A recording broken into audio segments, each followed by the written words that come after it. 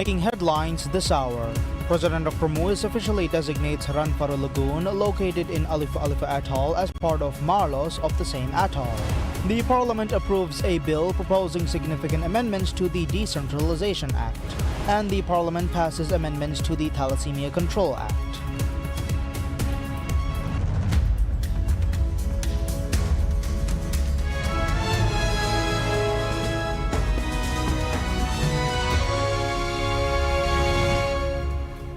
Bismillah ar-Rahman ar-Rahim. Assalamu alaikum and welcome to PSM News in English with me, Abdullah Ahil. And now the news in detail. President Dr. Mohamed Muiz officially designates Ranfaro Lagoon, located in Alifa Atoll, as part of Marlos of the same atoll in fulfillment of a commitment made to the local community. This decision was formalized through a presidential decree issued under the authority granted by the Decentralization Act. Following this decision, Ranfaro Lagoon has been officially added to the list of inhabited islands in the Maldives, now forming a part of Marlos. Additionally, the appendix of a presidential decree on the establishment of inhabited islands in the Maldives has been updated accordingly. This administrative change fulfills a promise made by President Dr. Muiz during his visit to several islands in Alif and Kaf Atoll in December 2024. The pledge was made in a meeting with the Alif Marlos Island Council and the Women's Development Committee.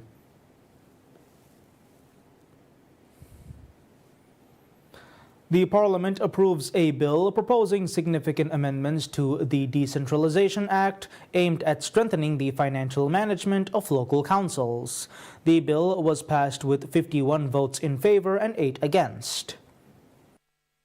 The bill on the amendment to the Decentralization Act was submitted to the Parliament by Member of Parliament Ibrahim Hussein on behalf of the government. The key objectives of the bill include defining the scope of business activities permitted for local authority companies established by councils under the Decentralization Act and reviewing policies related to the allocation of state funds for councils. The proposed amendment also aims to establish policies to be followed by the councils in making important financial decisions during the last year of their term. The proposed amendments include criteria for business activities of local authority companies established by councils. These include: the activity must not be an economic activity or business already carried out by private individuals in the island or islands to which the local authority company belongs. The activity must be essential for the infrastructural development of the island or islands. The investment or capital of the work must exceed $648,088. The bill further states that if the business activities of the companies registered under this act do not comply with these terms, they must be discontinued within 90 days from the date the amendment comes into force. According to the bill, rent cannot be charged on land or buildings allocated to various parties for the provision of essential public services. Similarly, the bill states that councils will receive state funding after deducting any outstanding taxes and payments overdue for over 6 months owed to the state by the council. Additional proposed amendments state that bank accounts opened by councils must be maintained in accordance with the rules set by the Ministry of Finance and Planning. The amendment also requires councils to provide the Ministry of Finance with a statement of bank accounts upon request. If a council is within 365 days of the end of its term, certain actions may only be taken in accordance with the regulations set by the Ministry of Finance and the local government authority. These include hiring permanent or contract staff for the councils or its offices, leasing or granting of land, lagoons, or reef areas under the jurisdiction of the council, and launching new development projects not already specified in the approved development plans prepared by the councils. The bill was reviewed by the Parliament's Decentralization Committee and forwarded to the Parliament floor, after which a debate was tabled. Changes were brought to the bill during the committee stage based on the comments submitted when the bill was opened for public comments. However, the bill's core provisions remain unchanged. The bill passed with a clear majority in the Parliament.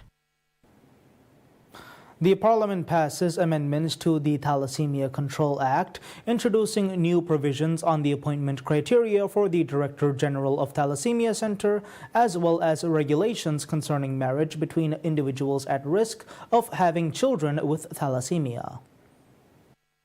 The bill, proposed by Member of Parliament Ahmad Nasir, was passed with the support of 60 members who participated in the vote. The amendments are designed to review the criteria of the post of Director General of Thalassemia and Hemoglobinopathy Center and to legally define the responsibilities and duties of the post. The amendment also specifies the regulations for marriage of people who are likely to bear children with thalassemia. According to the proposed amendment to the Thalassemia Control Act, the post of Director General of the Thalassemia Center will be a civil service post. The appointment will be made by the Civil Service Commission on the recommendation of the minister. The candidates are required to have at least a National Qualifications Framework Level 8 or 9 qualification in management and 10 years of work experience in the health sector. The Director General of the Thalassemia Center can be appointed for a term of 5 years, and the criteria for the post are also detailed in the proposed amendment to the law.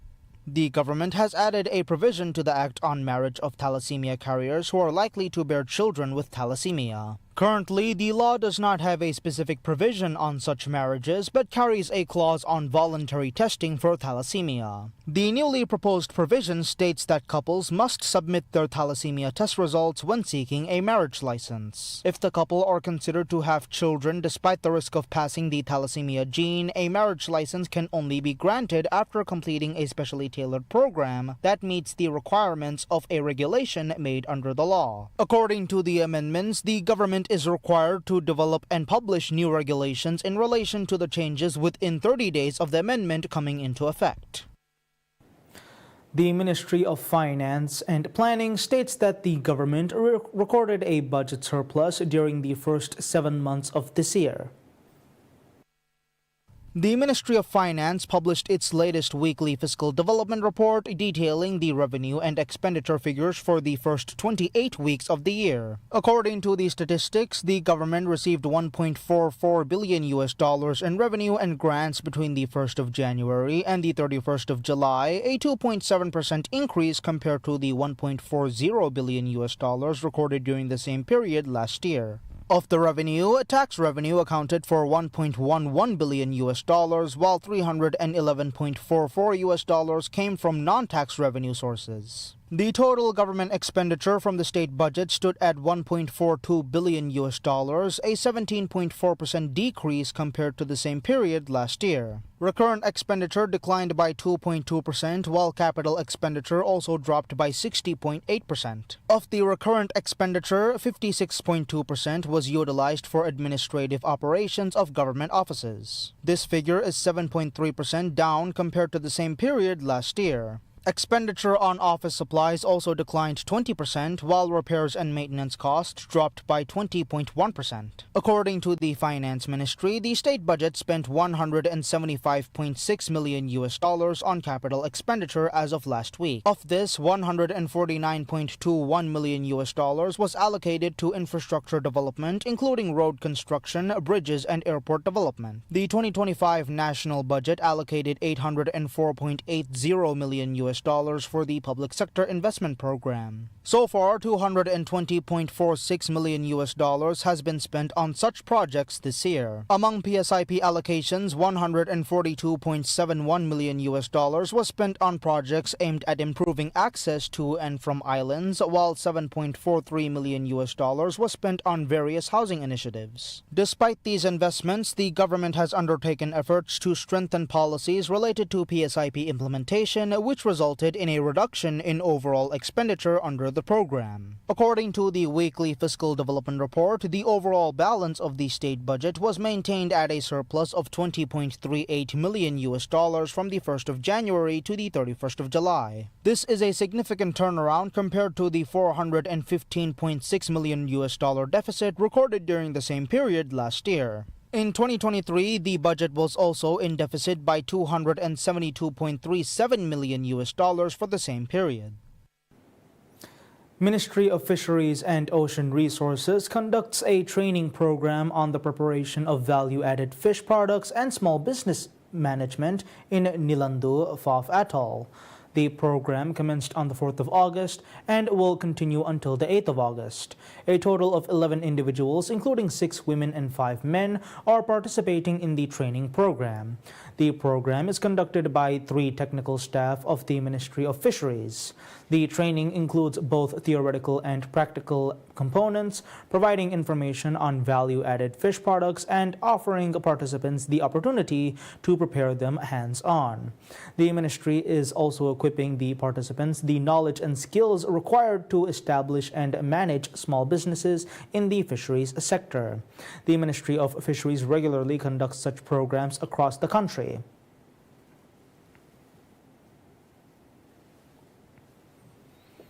Islamic University of Maldives and Villa College launches teacher training courses for those working with students with special learning needs or special education needs teachers in collaboration with the Ministry of Education.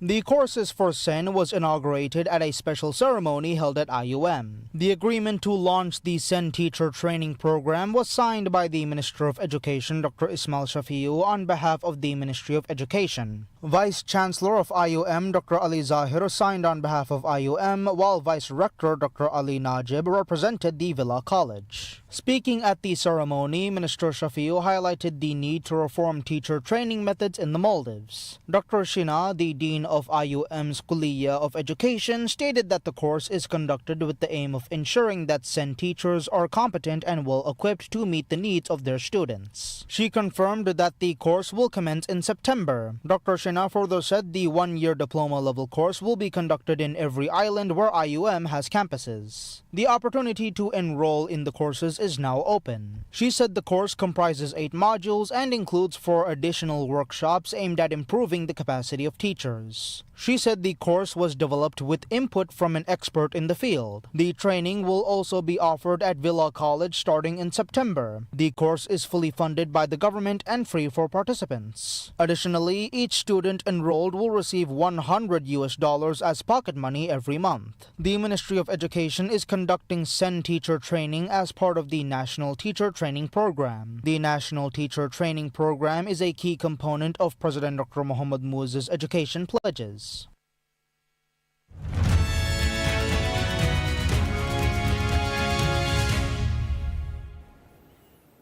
Asian equities rises as markets largely shook off latest tariff threats from U.S. President Donald Trump, including an additional 25% tariff on India over purchases of Russian oil and a threatened 100% duty on chips.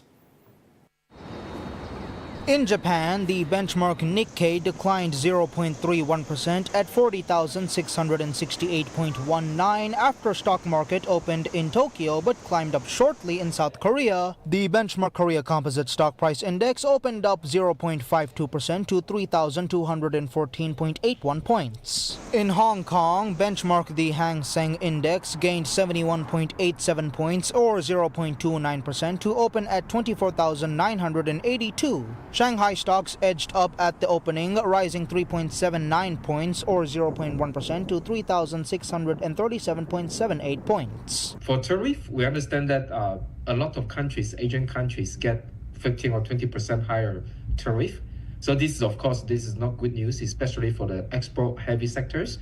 Their profit margin is going to be squeezed, right? So some countries, particularly India, is going to get hit harder, right? Especially a lot of Indian apparel industries, consumer goods industries is going to be hit.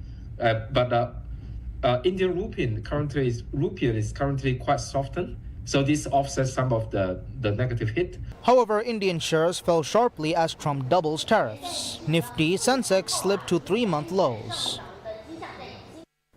Oil prices climbs rebounding from a 5-week low the previous day as traders focused on U.S. President Donald Trump threatening India with higher tariffs over its Russian crude purchases and a larger than expected U.S. crude draw. Brent crude futures LCOC1 gained 90 cents or 1.3% to $68.54 a barrel by 9:36 GMT, while US West Texas Intermediate crude CLC1 was up 92 cents or 1.4% at $66.08 a barrel.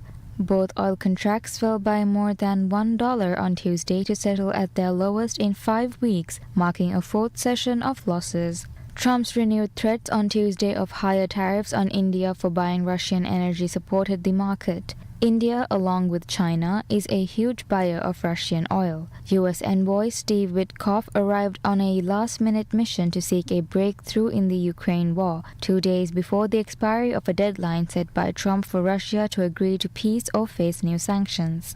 The market was also seeing some support from U.S. crude inventories falling last week, analysts said, as sources citing American Petroleum Institute figures said on August 5th that stockpiles had fallen by 4.2 million barrels. That compares with the Reuters poll estimate of a 600,000 barrels draw for the week to August 1st.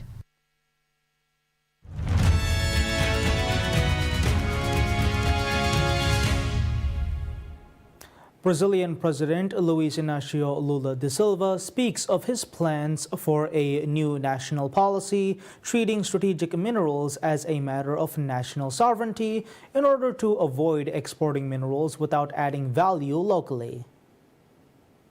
Brazilian President Lula's comments came as a new 50% tariff hit U.S. imports from Brazil amid a political spat between the two countries linked to an investigation against the South American country's former president Jair Bolsonaro. Bolsonaro, under house arrest, is standing trial on charges of plotting a coup to overturn his 2022 electoral defeat. Bolsonaro has denied wrongdoing. U.S. President Donald Trump, seen as a Bolsonaro ally, has decried what he calls persecution of Brazil's former leader. Trump has long sought to secure U.S. supplies of critical minerals, complaining of China's near-total control of the industry and striking deals with Ukraine to secure critical minerals in exchange of defense help. Lula said currently Brazil lacks a complete mapping of its mineral wealth, adding that his government would start this process by setting up the National Council on Mineral Materials and Standards. He further said the council will safeguard Brazil's control of its mineral wealth, allowing the country to become a global leader in the energy transition, adding that businesses will not face difficulties following the council's creation.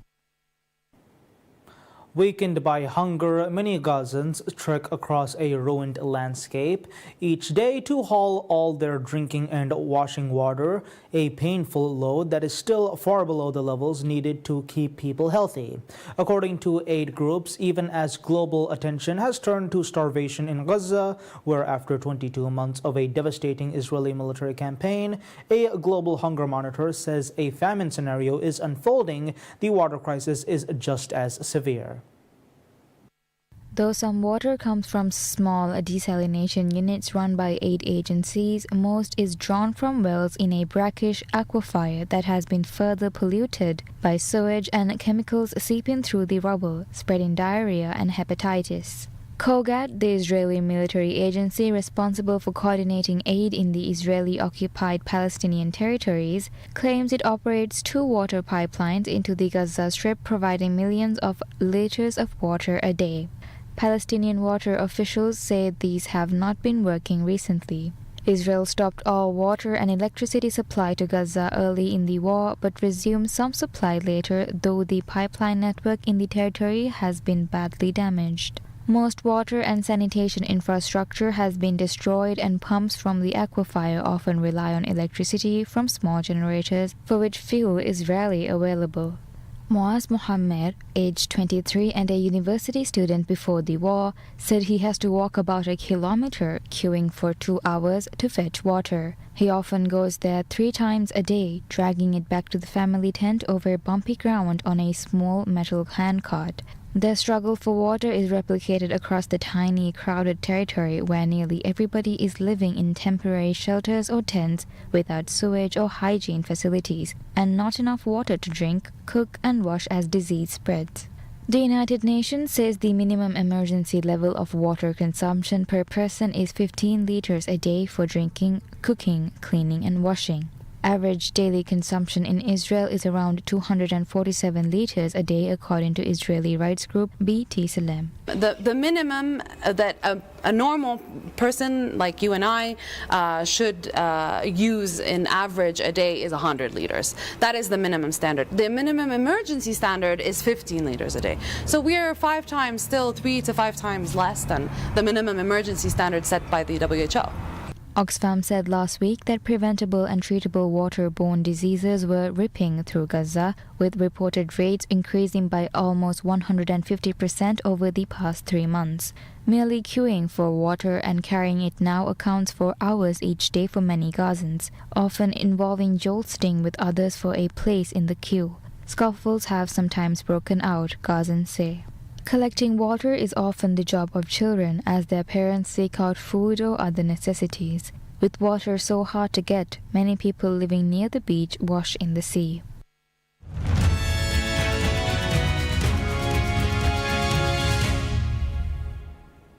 Inter Miami CF secures a dramatic 3-1 comeback victory over La Liga MX side Pumas Unam in their final phase 1 fixtures of the Leagues Cup 2025, earning a place in the quarterfinals.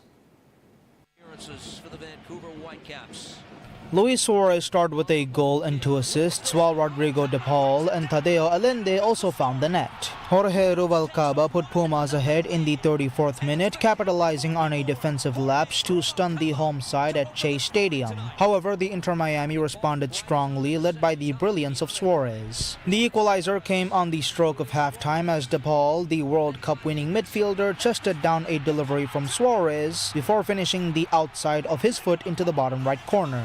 The goal marked De Paul's first for the club, while Suarez registered his first assist of the tournament and 14th. The goal marked De Paul's first for the club, while Suarez registered his first assist of the tournament and 14th in all competitions this year. Suarez then turned the tide in the second half, calmly converting a penalty with a Panenka finish in the 59th minute after a foul in the box. His 10th goal of the season put Miami ahead as the Herons took control of the match. Suarez's influence extended further when he provided a perfect weighted pass to Tadeo Allende in the 69th minute, allowing the midfielder to slot home from the center of the box. Allende's 11th goal of the season secured the result, while Suarez's assist equaled Jordi Alba's club record of 15 assists in a single season set in 2024. The victory ensured Miami's progression to the quarterfinals, with their next opponent to be confirmed following the conclusion of Phase 1. The Herons fielded a strong start, including Rocco Rios Novo in goal, Jordi Alba and Sergio Busquets in midfield, and Suarez leading the attack. Pumas struggled to regain momentum after Miami's second goal and were limited to sporadic counterattacks in the second half. Inter Miami will return to MLS action on Sunday with a visit to rivals Orlando City SC as they aim to carry their Leagues Cup form into domestic competition.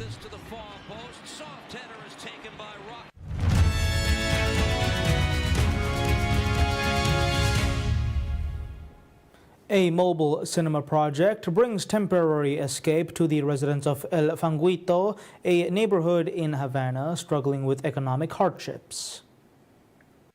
The initiative, led by the Cuban Institute of Arts and Cinematography, or ICAIC, aims to provide cultural entertainment to communities with limited access to recreational activities. In El Fanguito, where infrastructure issues are compounded by a deep economic crisis, residents gathered to watch a film projected on an inflatable screen. Despite the effort, attendance was modest, with some locals expressing the need for more frequent screenings to improve community engagement. The Cinemoville project, originally launched in 1961, has been revived to democratize cultural access amid declining cinema facilities and transportation challenges in Cuba. And that's all the news we have for today. We'll be back with any further updates. Until then, I'm Abdullah Ihel from PSM News.